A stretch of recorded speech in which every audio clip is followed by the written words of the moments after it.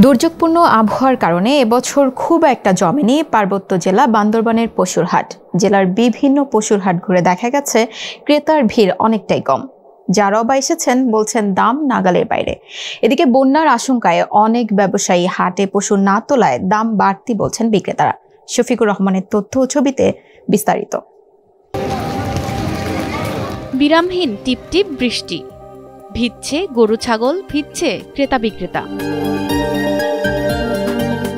বৃষ্টি ও পাহাড় ধস, কদিনের দুর্যোগপূর্ণ আবহাওয়ার কারণে পার্বত্য জেলা বান্দরবানের হাটগুলোতে নেই ক্রেতার ভিড়। নদীর পানি বেড়ে বন্যার আশঙ্কায় অনেক ব্যবসায়ী তাদের গরু নিয়ে হাটে আসেননি। যারাও বা এসেছেন ছাতা হাতে বিক্রির অপেক্ষায় ঠায় দাঁড়িয়ে আছেন।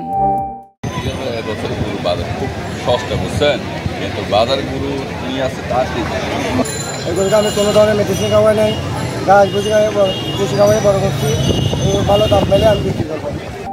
তবে শেষ দিন কিছুটা বিক্রি হবে বলে আশা করছেন ব্যবসায়ীরা। ব্যবসায়ীরা বলছেন কয়েক বছর ধরে গোখাদ্যের দাম বেড়ে যাওয়ায় ব্যয় বেড়েছে, তাই গরুর দাম বেশি হাঁকতে হচ্ছে। বেশি হয় না দাম, অতিরিক্ত হয় না, কমও হয় না, বরাবর আছে দাম। তুলনামূলকভাবে ঠিকই আছে। গরু মানুষ কষ্ট করে পালনা করে, মোটামুটি রেট পাচ্ছে, অতিরিক্তও না বেশি কমও না। আর ক্রেতারা বলছেন টানা বৃষ্টিতে হাটে পর্যাপ্ত গরু নেই, তাই দাম বাড়তি।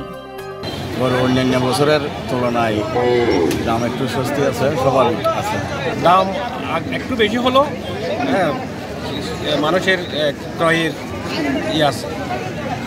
আইটটা আছে।